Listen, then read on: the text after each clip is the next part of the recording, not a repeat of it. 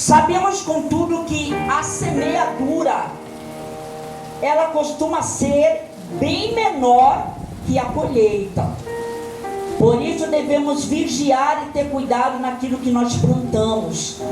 Às vezes plantamos uma coisa bem pequenininha e lá na frente nós colhemos algo bem grandão. Se for bom, se for um plantio bom, colheremos coisas maravilhosas. Porém, se for ruim, só Deus tendo misericórdia das nossas vidas.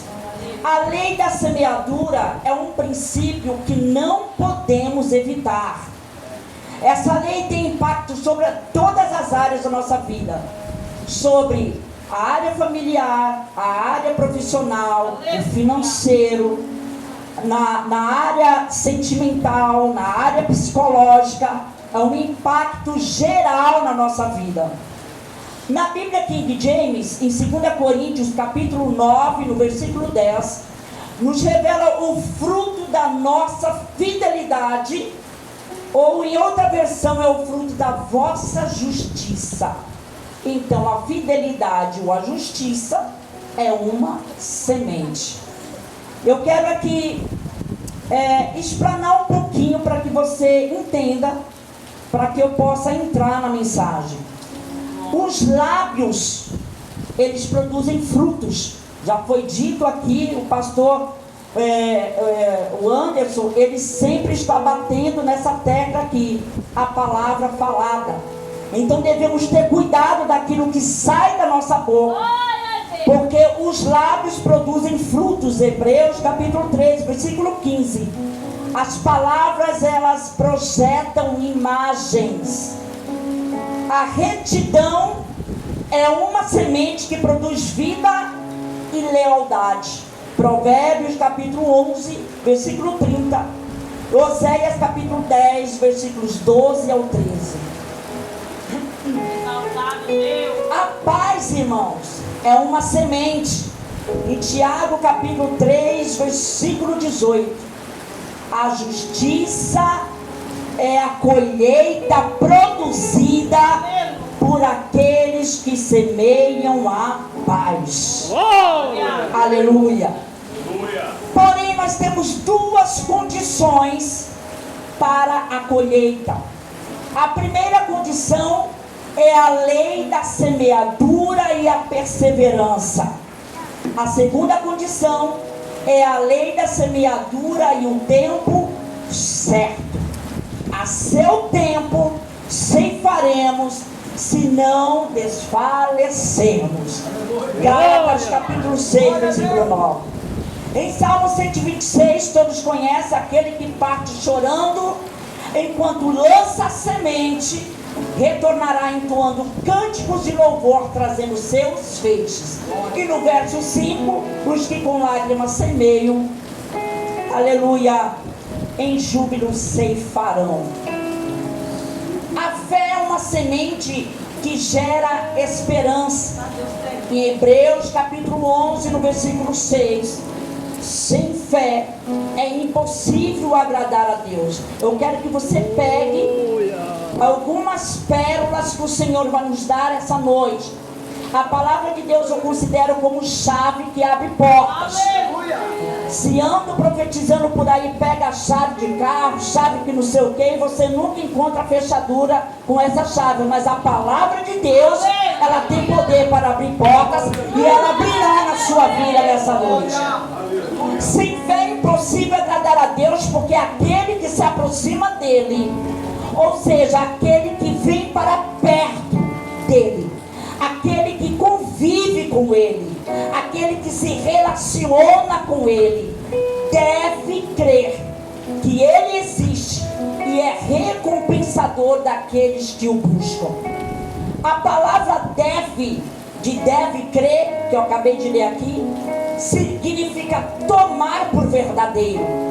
É como se fosse a expressão tem que crer, se sentir comprometido, aleluia, fielmente com a fé nele.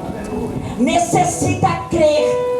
Também é uma forma derivada do verbo dever, com o sentido de ser obrigado a crer. Aleluia, ter fé legítima. Uma certa feita, eu lembro o meu esposo inseguro acerca de uma cirurgia de risco, segundo os médicos. Essa cirurgia está para acontecer, ele muito inseguro. E ali houve uma reunião com os médicos e ele falou se eu concordaria, porque é muito risco. E realmente nós ficamos muito abalados. Mas orando, eu disse para ele: filho, nós devemos isso ao Senhor. Nós devemos glorificar a Deus com a nossa fé.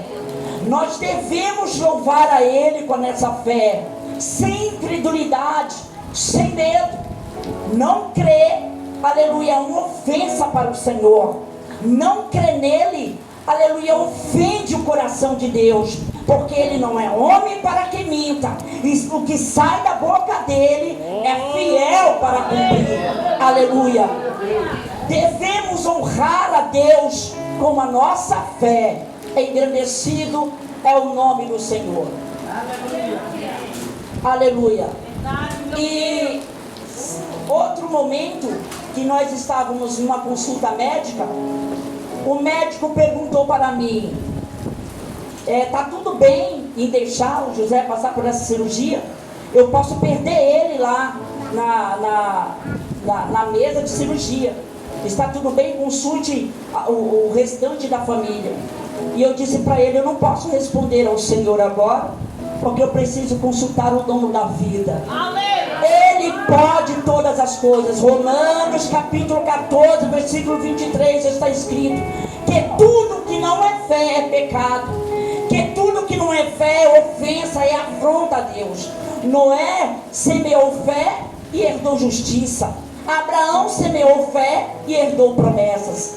A fé produz milagres? Sim. Filha, a tua fé te salvou. Seja-vos feito segundo a vossa fé. Que queres que eu te faça? O Senhor pergunta para você nessa noite. E a oração da fé salvará o doente, e o Senhor o levantará. E se houver cometido pecados, serão perdoados. Tiago capítulo 5, versículo 15.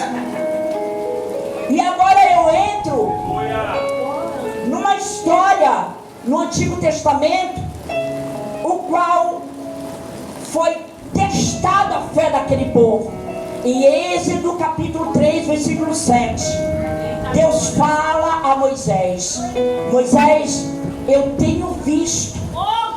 Deus vê atentamente.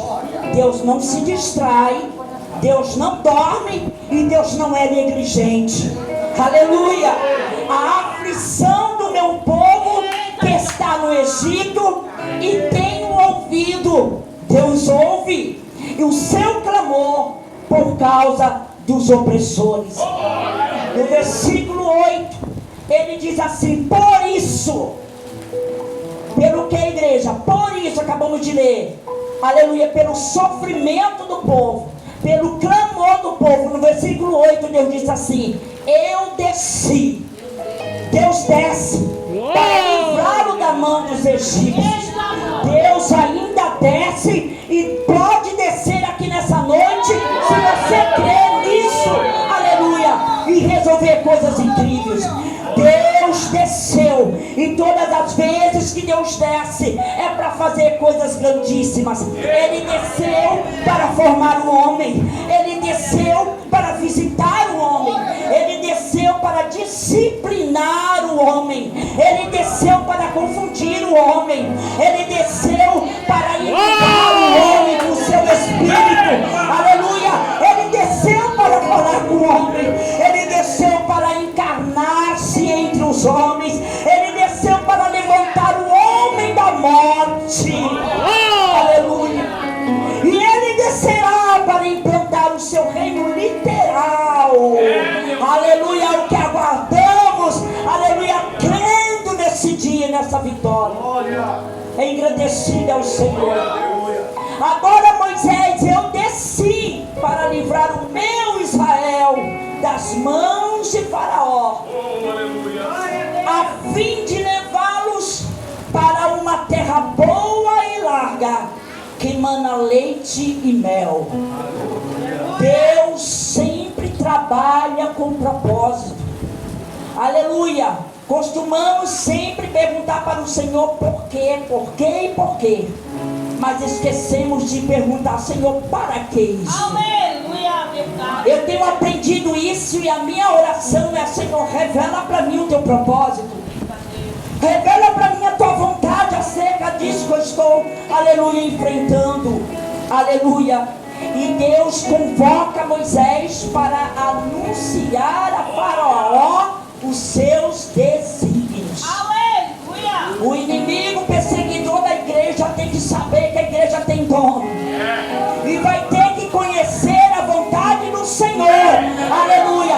Pode se levantar leis, pode se levantar batalhões, mas o que está escrito acerca da igreja não será extinto por lei alguma, porque o Senhor toma conta. No versículo 11, Moisés indaga: quem sou eu para que eu vá e tire o povo do Egito? Como quem dizendo, eu sou incapaz, Deus. Ainda tem um problema lá que eu matei lá um egípcio lá. Se eu for lá eu vou morrer. Aleluia. Mas no versículo 12, Deus responde: certamente eu serei contigo.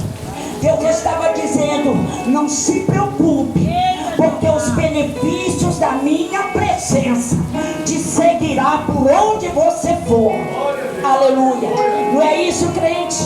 Quem carrega a presença do Senhor tem uma convicção diferente. Aleluia.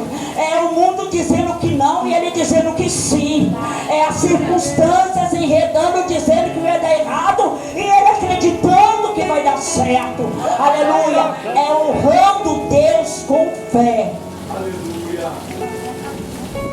Aleluia. No versículo 13, Moisés faz mais uma indagação. E quando alguém me perguntar qual o nome do Deus que me enviou, o que eu vou dizer? E Deus disse a Moisés: eu sou o que sou. Presta atenção nisso aqui. A Expla é uma edição da Bíblia que possui a tradução do texto mais antigo. Oferece essa tradução. A expressão no hebraico não significa eu sou, mas sim virei a ser. Tornar-me-ei, mostrarei ser. Ou seja, Deus estava falando: sou eu, Deus suficiente. Aleluia. Eu sou o eu tudo. Sou o que você precisar continuamente. Nada te faltará nesta caminhada. Eu sou o Deus supridor, o Deus cuidador, o Deus que se responsabiliza. Quando eu envio, é porque eu já passei na frente. Oh, maravilha! Glórias a Deus. Engrandecido é o nome do Senhor. Este é o Deus, este é o Senhor que luta a luta do seu povo. Ele se importa com cada detalhe. Nós conhecemos um pastor e um dia ele na nossa casa disse assim: missionária, eu disse para minha esposa que ela fica meio de mimimi, e eu disse para ela que Deus não se importa com os mimimi dela. E eu perguntei: que tipo de mimimi? Ah, que está deprimida, que está com dor interior, que está desgostosa da vida. E eu disse: aí é que tu se engana. Deus se importa com cada detalhe da sua vida. Deus se importa com a sua dor que ninguém vê. Deus se importa com o teu gemido que ninguém entende. Aleluia. Eu me tornei uma pessoa de poucas conversas, porque eu me cansei de me explicar. Eu me tornei uma pessoa onde eu entro no meu quarto cumprindo a palavra e explico só o gemido quando eu não consigo falar nada. E o Senhor vem sobre a minha vida com socorro imediato. Aleluia. Porque Ele se importa com você. Aleluia. Tem coisas, irmãos, que não adianta, aleluia, ficarmos lançando para lá e para cá, porque o Senhor gosta Quando você chega até Ele, Ele gosta de uma reunião com você no particular. Ele marca audiência com você. Aleluia. E na tua vez não é a vez de ninguém, é a tua vez. Aleluia. Quando chegar a tua vez, a Bíblia fala lá em Apocalipse sobre depositar oração no altar. Aleluia. Aí diz que o anjo vem, olha, aleluia, e vê as orações e leva as orações para ser respondida. Nunca deixe de orar. Aleluia. Tem que crer. Não tem como se relacionar com Deus, aleluia, com fé duvidosa. Aleluia. Glórias a Deus. É o Deus que luta as lutas do seu povo, que guerreia a guerra do seu povo, que combate os combates do seu povo. No versículo 19, Deus continua a dizer: eu sei, porém, Moisés, aleluia, que o rei do Egito não vai deixar o povo sair de lá. Eu não sei se você, é um texto muito conhecido, mas eu percebo quando eu leio esse texto, é um teste de fé do começo ao fim. Aleluia. E Deus, Ele só trabalha com propósito. Se você ler as escrituras, até a fé vem dele. Aleluia. A fé vem dele, a fé vem de Deus. Aleluia. Eu sei, porém, que o rei do Egito não vos deixará ir. Mas veja no versículo 21. Mas eu darei graça a esse povo aos olhos dos egípcios. E acontecerá que quando sairdes, não saireis vazios. Deus não tem compromisso com você? Deus tem compromisso com você. O que Deus está falando aqui: peleje, batalhe, insista, persista. Aleluia, porque no final disso tem despojo para você receber. Tem recompensa para você receber. Fica debaixo dessa graça. A graça multiforme, que ela, aleluia, se manifesta de várias maneiras. Eu estudando sobre essa graça multiforme, que se manifesta em várias maneiras, eu descobri que até bonita ela deixa a gente. Eu estava vendo as fotos, né, lá em casa, umas fotos novas. Falei: sangue de Jesus tem poder. A Cátia lembra, não sei se ela for muito delicada, né, não querer tocar no assunto, mas a feiura era extrema, gente. Eu disse pro esposo: amor do céu, como é que tu gostou de mim? E ele disse: amor, é porque estava feio também, um gostou do outro. Mas Jesus, até a beleza, essa graça manifesta. Aleluia. Olha, tem pessoas que chegaram a nós, dentro da nossa família, e disseram assim para nós: olha, eu estou precisando de R$1.300 e não me diga que tu não tem, que eu sei que tu tem. Eu falei: é mesmo? Quem te disse que eu tenho? Não, você tem sim. E aí eu falei que não tinha, a pessoa ficou brava e foi embora. E eu fui pro joelho, falei: Jesus, que negócio é esse? A graça te faz até parecer que tu tem, sem ter. Ela te deixa elegante, né? Ela te deixa elegante. Um brilho no rosto, é a graça multiforme. Ela se manifesta de várias maneiras na sua vida. E Deus disse: eu darei graça a esse povo. Aleluia. Aos olhos dos egípcios. E não é diferente hoje. Deus quer aumentar a graça na tua vida para você suportar. Você vai ter que entender que você vai vencer ele em nome de Jesus. A porta fechada vai ter que se abrir diante de você. Ah, meu Deus, a afronta que está vindo de lá vai ter que entender que você tem dor e vai parar com esse negócio.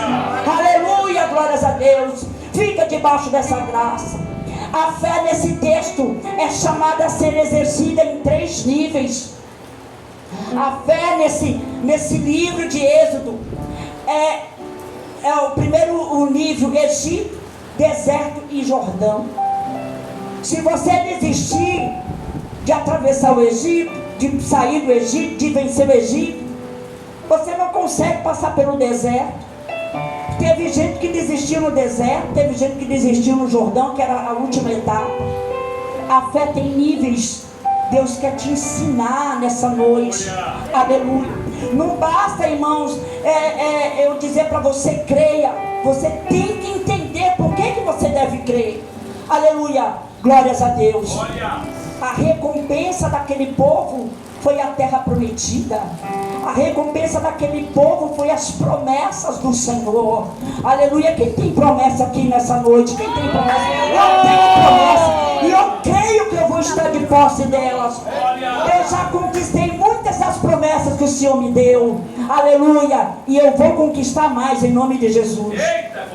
Você tem que entender que Deus não mede fé.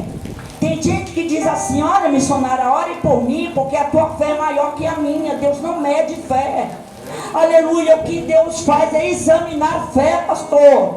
Deus examina a fé. Pode ser pequena, mas com a qualidade de um grão de mostarda. Quando Deus disse assim que tinha que ser o tamanho do grão de mostarda, não era porque era pequenininho, mas era a qualidade do grão. Aleluia. Uma fé genuína. Tem gente crendo em flor ungida, em perfume ungido, vassoura ungida, matéria ungido. Meu Deus do céu. Mas olha, deixa eu te falar, Deus só se responsabiliza pela fé bíblica. Se a fé for bíblica, você fez um bom negócio com Deus. Aleluia, glórias a Deus. A fé tem que ser bíblica. Tem graça nessa noite sendo derramada sobre nossa vida. Tem vigor, tem capacitação. Você nem sabe, ou de repente sabe, porque Deus às vezes compartilha a nossa vida com alguns irmãos. Mas a maneira que eu entrei aqui, inexplicavelmente, essa semana eu tenho dito para o meu esposo: eu não sei porque minha alma está tão abatida. Ele disse: por quê? Eu falei: não sei explicar. São coisas que você não sabe. Eu só peço para o Senhor: você tem misericórdia? Eu não sei. Mas quando eu pisei os pés aqui, alguma coisa já mudou dentro de mim. E eu acredito que você vai sair daqui de posse dessa mudança. É o Deus que aumenta a graça para te fazer suportar. Ele vem com inteligência, Ele vem com sabedoria, Ele vem com coragem, Ele vem com fé. Quando chega no capítulo 13, antes da dramática história, na passagem do Mar Vermelho, há um registro dos institutos fundamentais dados a Israel pelo Senhor. São eles: consagração dos primogênitos, a festa dos pães asmos, a lei acerca dos primogênitos, entre outras. A isto é seguido do comando do Senhor aos israelitas para rumar em uma direção imprevista. Essas coisas, esses contratempos no meio da nossa caminhada que dá uma mexida. Somos seres humanos. Dá uma mexida na nossa mente, bate aquela insegurança. Eu tenho tanto medo de tirar o pé da onde Deus me colocou, que para mim mudar de algum lugar, para mim mudar de atitude, de pensamento, fazer qualquer coisa, Ele sabe muito bem a minha conversa com Ele. Eu digo: Senhor, fala comigo lá naquele lugar secreto, lá naquele lugar que eu não sei nem explicar, só sei que não é aqui. Aqui muitas vezes nós somos sitiados, irmãos. Nós somos sitiados muitas vezes pelo inimigo. O inimigo, ele tem a tendência de confundir a nossa mente. Mas todo crente tem que ter um lugar secreto. É aquele lugar quando Deus fala, não fica dúvida. É aquele lugar quando Ele brada dentro de você, o negócio é diferente, é quente, é poderoso na terra. Aleluia. Aí está seguindo no comando do Senhor para arrumar uma direção imprevista. A Bíblia relata que ao saírem do Egito, preste bem atenção nisso, Deus não levou o povo pelo caminho dos filisteus, que, aleluia, estava mais perto, para que o povo, não vendo a guerra, ao cuidado de Deus com você, para que o povo, não vendo a guerra, não se arrependesse, não temesse, não se enfraquecesse e quisessem voltar para o Egito. O cuidado de Deus, os mínimos detalhes. O caminho mais longo foi um tratamento de caráter das gerações. Deus trata o nosso caráter na espera, na dor, no gemido, na provação. Aleluia. Deus quer mudar a gente, aleluia, no meio das provações. Eu quero que você leve isso para a tua vida. Se você puder, não te incomodar, repita só para ficar guardado. Deserto é didático. Aleluia. Deserto é didático. Deserto é escola de Deus para a minha vida e para a tua vida. Aleluia. Depois que você supera, tu nunca mais será o mesmo. A gente fica até metido. Quando o gigante se levanta, a gente vê e fala assim: o que é esse cachorro latindo aí para nós? Como Davi. A gente fica até ousado no Espírito Santo. Aleluia. As portas estão fechadas. Eu passava todos os dias com a minha filha, a gente ia no mercado, em algum lugar, na farmácia, e eu passava do lado de uma empresa, e eu dizia: olha filha, é aqui que a mamãe trabalha. E ela dizia: não mamãe, tu não trabalha aí não. E eu disse: sim, é aqui. Não mãe, tu não trabalha aí. Qual é o horário que tu entra? Eu falei: às 7 da manhã. E que hora que tu sai? Às 5. Mãe, tu não trabalha aí, para com isso. Todas as vezes eu passava aqui, tu lembra, né, que é aqui que a mamãe trabalha. Aleluia. E Deus moveu as coisas. Eu estou nessa empresa hoje. Aleluia. É assim, é o poder da palavra falada. Aleluia. É o poder da palavra falada. Lá no teu armário está faltando alguma coisa, você chega lá e fala assim: glória a Deus, aleluia, pelo caviar, glória a Deus, aleluia, pelas coisas boas que tem aqui, pelo alimento. Profetiza, sai da sua boca, lança a palavra, que o Espírito Santo, aleluia, se responsabiliza para trazer a existência. Glória a Deus. Oh, glória a Deus. Deserto é didático. Deus queria ensinar ao seu povo a disciplina. Deus queria ensinar ao seu povo o culto, a ética, a vida social. Aleluia. Deus queria ensinar o conjunto de decisões das leis. Deus queria ensinar o direito, o temor. Deus queria ensinar a fé. Aleluia. Deus queria ensinar ao povo noções de autoridade. Crente tem que ter noções de autoridade. Aleluia. Deus queria ensinar a dependência dele. Deus queria ensinar a confiança e a obediência. Aquele caminho curto não disporia de uma carga horária necessária para aquele curso de fé. Deus queria, aleluia, gerar fé naquele povo. Uma fé genuína, uma fé verdadeira, inabalável. Aleluia. E aquele caminho curto não disporia dessa carga horária. Mas no capítulo 14, a ordem agora é para retroceder.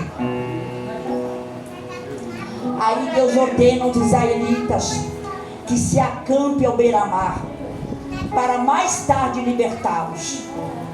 É como que Deus falasse assim: olha, Nayara, fique aqui, que daqui a pouco eu volto para resolver esse teu problema. Aí a Nayara olha no mar e o inimigo vindo e fala assim: Deus, quando é que tu vem? Deus disse para mim, quando aconteceu esse algo com meu esposo, Deus disse para mim que eu ia para uma terra estranha e ia ficar lá 1 ano. Essa terra estranha, irmãos, fui ali em São Vicente. Eu fiquei 1 ano ali. E eu fiquei 1 ano assim: Jesus pode tocar, pode mudar, pode transformar, porque eu entendia que aquele momento era o meu momento. Teve gente, irmão Cátia, que não gostava de mim e disse assim: bem feito que ela está passando por isso. E a irmã Cátia conhece, a bicha era brava que só. Até Jesus pegar, todo mundo é bravo. Aí eu encontrei essa pessoa, falei, agora que eu pego ela. A mulher, quando me viu, ela já se agarrou nos ferros da passarela, tipo, já vem a doida, ela vai me jogar daqui. Mas Jesus estava trabalhando. Tinha 1 ano que nós tínhamos retornado para o Senhor. Aí quando eu vi ela, que eu fui, as palavras não saiu nada do que eu queria dizer. Eu disse para ela assim, você disse para minha sogra que é bem feito, que eu estou passando por isso. A mulher toda apavorada, segurando nos ferros, e disse assim, eu falei mesmo, eu falei. E eu queria falar coisa, mas a palavra que saiu foi assim, pois saiba que é bem feito mesmo a grande obra que Deus está fazendo na minha vida. E tu vai contemplar. E um dia ela me viu na avenida 9 de abril. Essa mulher só faltou o queixo cair, só faltou o maxilar dessa mulher despencar. Ela arregalou o olho, abriu a boca. Eu disse, boa tarde. E ela só balançou a cabeça e foi para minha sogra e falou, como a tua nora está linda. Ela está bonita. Menina, ela ganhou alguma coisa com dinheiro. A bicha está chique, está bonita. É a graça, não tem nada. Você se olha, não vê nada, mas a graça. Multiforme. 2 propósitos haviam nessa ordenança. E Deus disse, fique aqui no beira-mar, à beira-mar, que eu vou voltar para libertá-los, que eu vou libertar vocês. 2 propósitos.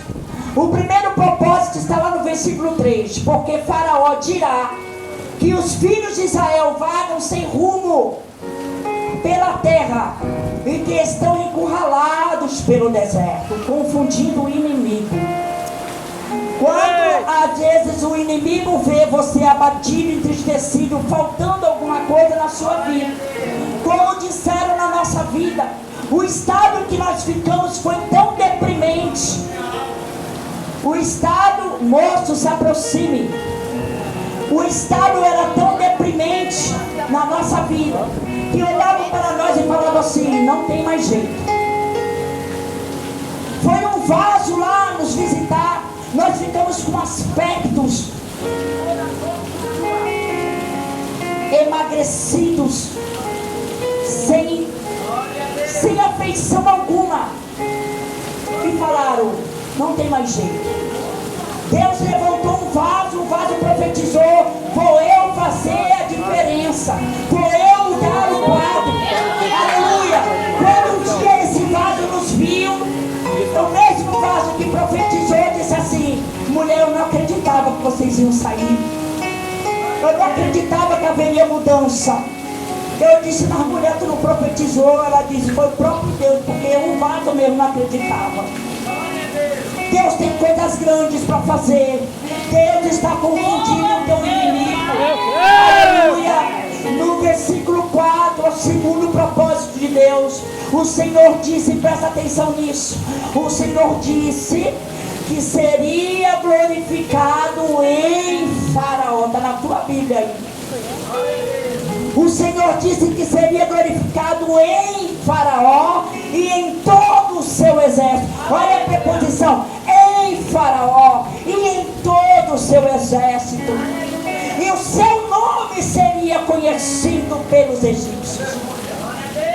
Em Faraó é uma ação direta de Deus com Faraó. Deus estava dizendo, a minha ação direta nele. Ninguém se envolve, não se preocupe, que o negócio agora é entre eu e o teu povo.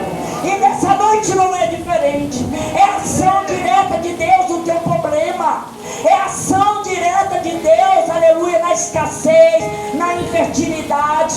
Olha, deixa eu falar uma coisa, no final eu quero orar, porque lá em casa Deus diz assim, ore pelo meu povo, porque há mentes infrutíferas no meio da minha igreja.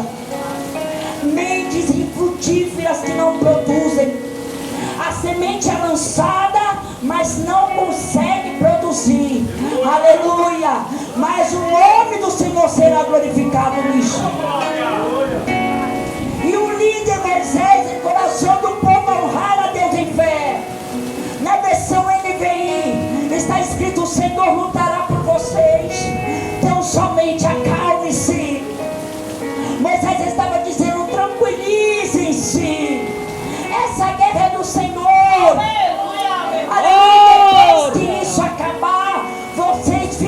extremamente admirados. Oh, aleluia. Quando chega no versículo 15, a ordenança agora é para marchar. Olha o negócio. Aí você pergunta, como é que eu vou marchar? O inimigo vindo atrás, o mar na minha frente. Mas como marchar diante de um autêntico beco sem saída? Este é o momento que a sua fé é provada. Esse é o momento que a minha fé é provada. É o momento que por um tempo Deus vai permitir que a sua fé seja assaltada de todas as formas. Ai, historiadas. É o momento que Deus vai permitir que a sua fé seja açoitada de uma maneira terrível. É um dia que você dorme crendo, acorda sem crer, acorda sem crer e dorme crendo. Aleluia, porque a graça te visita e muda o quadro, a sua mentalidade. Aleluia, glórias a Deus. Este é o momento que a sua fé é provada. E como Deus só trabalha com propósito, que eu já disse aqui, Ele prova a sua fé. Deixa você por um período de tempo, que a sua fé seja açoitada, sabe para quê? Para que nela seja gerada, depois de confirmada, a sua fé precisa ser confirmada. Não basta só crer, a sua fé precisa ser confirmada. Por isso que no meio da provação persista, segura aí, gente, continua crente, continua firme, continua crendo. Depois de confirmada, aí vem o que Ele quer colocar em você? A perseverança. Tiago capítulo 1, versículo 3. É o famoso teste de fogo. 2 Coríntios capítulo 8, versículos 8 e 9, na versão NVI. De todos os lados somos pressionados, mas não desanimados. Ficamos perplexos. Sabe o que é perplexo? De boca aberta diante do problema, mas não desesperados. Somos perseguidos, mas não abandonados. Abatidos, mas não destruídos. Aleluia. E Deus disse: marcha. É o mar na frente, Deus dizendo: marchem. Sabe o que Deus quer dizer com isso? Reveladamente Ele estava dizendo: vai em frente, conquiste, tome posse do que já é seu.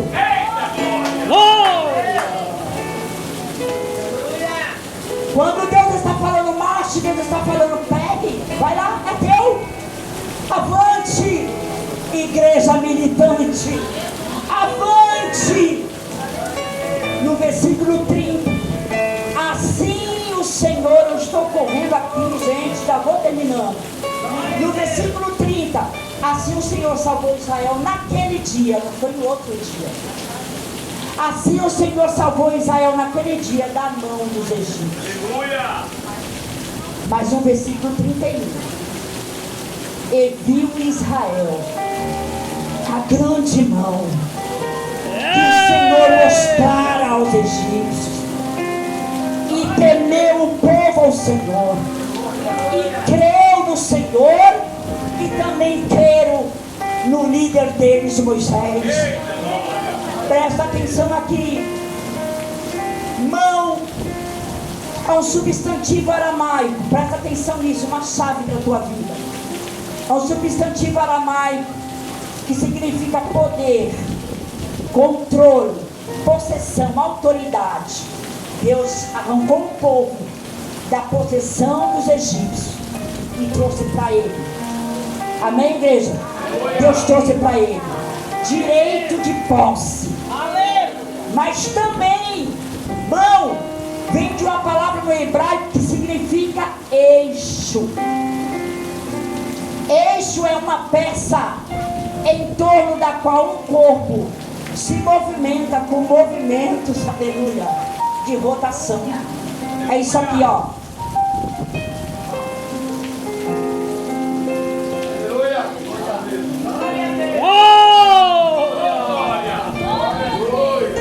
Você está preso no eixo de Deus. Você está preso na mão dele. Provação não te arranca, luta não te arranca.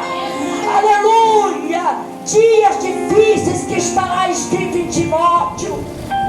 Timóteo dizendo, aleluia, Paulo dizendo a Timóteo: olha, chegarão tempos difíceis em que os homens ficarão insensíveis, mas amantes de si mesmo, amante do dinheiro, o amor esfriará. Mas se você está preso no eixo, você está preso na mão. Aleluia, o vento vem, lança você para um lado, lança você para outro, mas você está seguro na grande mão. É o eixo de Deus, é a mão poderosa do Senhor. Aleluia, glórias a Deus. Eu quero orar pela tua vida. Eita, glória! O Senhor disse para mim e me entregou especificamente uma oração, e eu quero orar. Depois os pastores continuam o trabalho, mas eu quero orar por você. A Bíblia diz em Êxodo 13:21 que o Senhor, Ele vai adiante, Ele ia diante do povo. Às vezes eu fico me perguntando se eu vivesse naquele tempo lá, porque nós lendo a Bíblia, a gente fica assim: como é que o povo teve tantos sinais e ainda duvidavam? Glória a Deus! O Senhor vai adiante de você. O Senhor quer impactar a tua vida de uma maneira forte e poderosa. O Senhor está procurando nessa noite repouso. Minha alma, aleluia, que crê nele com fé genuína. Você tem que entender, não pode se acovardar. Quando o dia ruim chegou na minha vida, eu entendi perfeitamente: Senhor, chegou a hora da mudança, obrigado.